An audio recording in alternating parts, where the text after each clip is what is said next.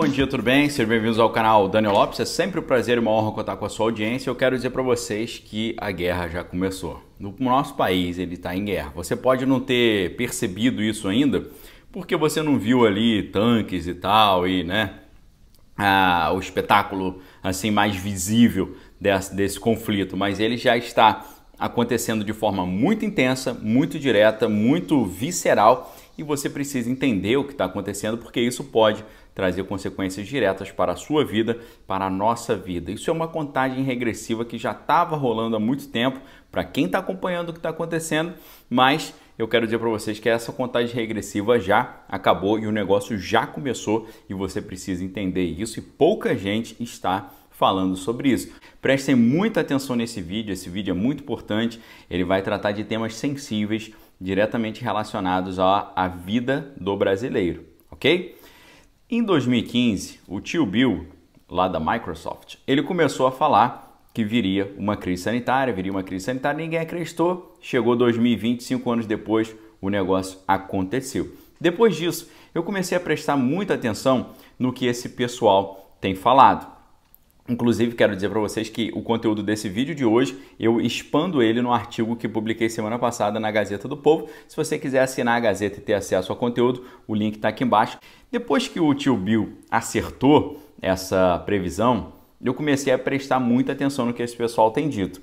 E dentro desse cenário aí de preditivo, os grandes personagens do cenário preditivo internacional, aqueles que ficam dizendo o que vai acontecer, uma outra figura começou a ganhar destaque também, que é o economista alemão Klaus Schwab, que é o fundador do Fórum Econômico Mundial. As suas falas sobre o grande reset e o mundo que viria depois dessa crise sanitária trazem ali um cenário preocupante que leva quem está atento a ficar bem de olho no que ele está dizendo.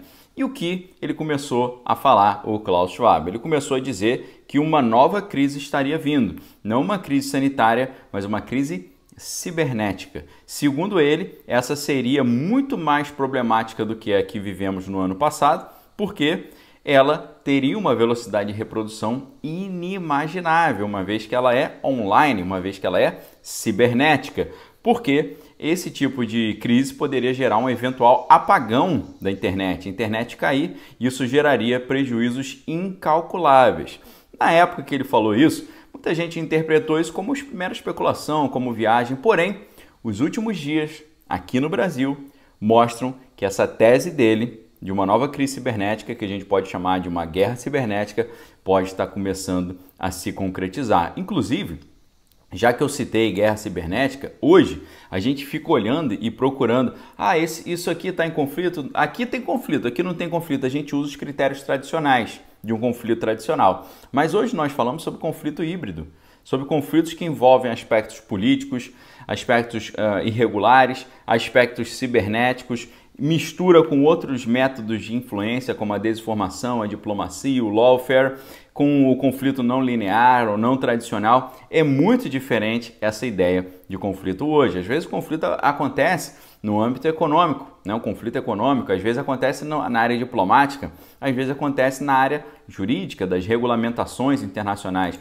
Hoje, por exemplo, nós temos algo que muitas pessoas até hoje não fazem a mínima ideia do que é e de que isso existe, chamado o conflito climático, tá certo? Que é o uso de técnicas de influência sobre o clima, como a semeadura de nuvens, para fins ali geopolíticos. Isso é algo que já é tradicional, mas ninguém fala, ninguém sabe que existe, E provavelmente a gente sente consequências disso, uma vez que no Brasil nós tivemos a maior seca dos últimos 90 anos e 2 geadas consecutivas que deram prejuízo incalculável para a nossa agricultura e, claro, influenciaram muito no aumento do preço dos alimentos. A gente tem, inclusive, o conflito entomológico, Entomo é inseto, utilização de insetos para interromper linha de abastecimento, danificar plantações ou causar danos diretos no oponente, no inimigo.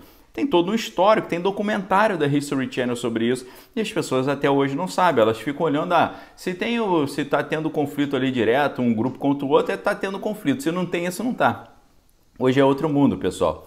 Então eu digo para vocês, o Brasil está debaixo de uma afronta dessa natureza. Já começou o tipo de afronta para tentar fazer com que o Brasil vá para um lado ou para o outro tá certo? Por que que nós estamos falando isso? Quais são os fatos que mostram essa situação já acontecendo no Brasil? A própria CGU, a Controladoria Geral da União, teve o seu sistema invadido. O site da escola virtual, que é vinculado ao Ministério da Economia, também foi retirado do ar recentemente. O Instituto Federal do Paraná e a Universidade Federal do Paraná também tiveram seus sites derrubados. E mais recentemente, também algo que deu um prejuízo muito grande, os Correios, o site dos Correios também ficou fora do ar exatamente na véspera do Natal, impedindo o rastreamento dos produtos enviados ali por correio. Isso aí já é um sinal desse tipo de coisa que a gente tem que esperar. A gente, quando olha o histórico dessas crises que vieram, eu falei do Tio Bill em 2015 falando sobre isso, o negócio acontecendo em 2020, foi muito estranho, né? Porque em outubro de 2019, eles fizeram um evento simulando uma crise sanitária, né? Um evento lá pela Universidade Johns Hopkins. Eles fizeram esse evento simulando uma crise sanitária em outubro de 2019. Em dezembro de 2019, janeiro de 2020, começou lá no Dragão do Oriente. Então, eles previram isso. O que acontece? Nessa previsão, nesse evento, chamado Evento 201, eles previram que a crise sanitária começaria no Brasil, numa fazenda de porcos. Graças a Deus, não começou no Brasil. Mas a pergunta que eu faço é, será que a outra crise, a cibernética, ela vai começar aqui, do jeito que a gente já está vendo? Alguns dizem que não, porque alguns dizem que a inauguração dessa crise cibernética começou quando houve aquele apagão mundial do Facebook, do Instagram, do WhatsApp, além de outros aplicativos e redes sociais que aconteceu no último dia 4 de outubro. Foram quase 3 bilhões de usuários que sentiram ali na própria pele as consequências de uma ofensiva cibernética global no mundo cada vez mais dependente aí dos serviços digitais.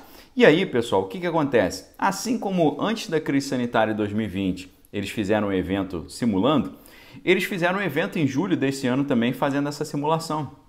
Essa simulação foi capitaneada lá pelo Fórum Econômico Mundial, pelo Klaus Schwab, e se chamou Cyber Polygon, ou seja, polígono cibernético. E aí o que acontece? Eles começaram já a preparar o mundo para isso. Inclusive o Ministério das Finanças de Israel fez um evento agora em dezembro simulando também isso. O evento chamou Força Coletiva.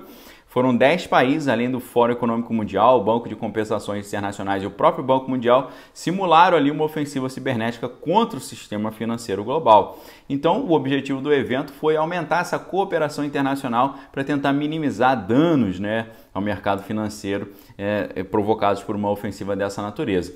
Então, diante desse cenário todo, de tantos sistemas brasileiros estarem diante dessa ofensiva, a pergunta que fica é: se a crise sanitária não teve início no Brasil como previram, será que essa crise cibernética vai ter origem aqui no Brasil? Aqui será o grande foco desse problema?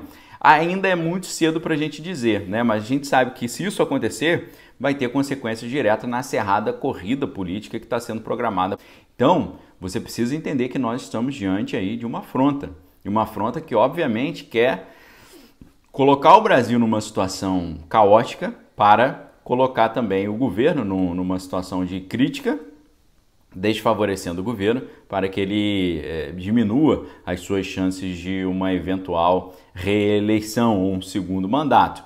Nós sabemos que o mundo inteiro está de olho no Brasil.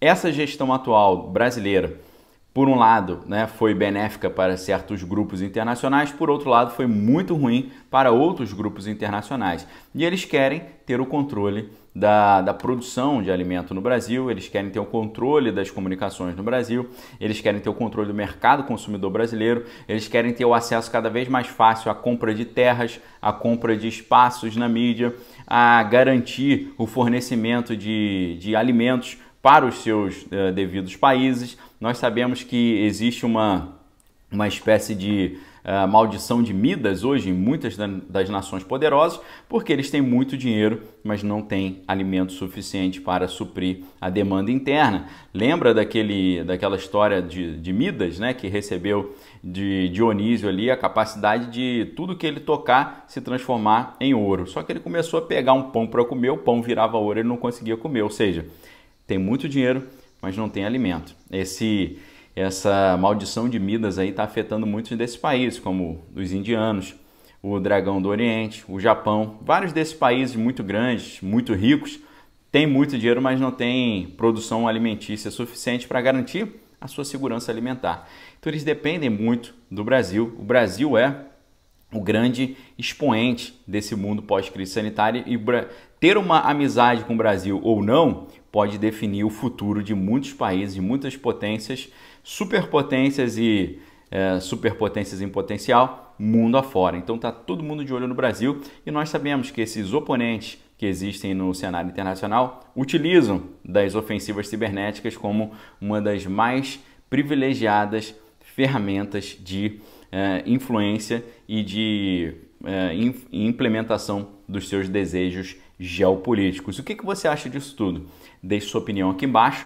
Deixa um forte abraço, fique com Deus, examine todas as coisas, retém que é bom. E eu digo para você, não fique achando, será que vai ter algum conflito? Já começou e começou no setor cibernético. Estamos debaixo dessa ofensiva. Fique ligado, Deus nos abençoe, examine todas as coisas, retém que é bom. Um abraço, valeu!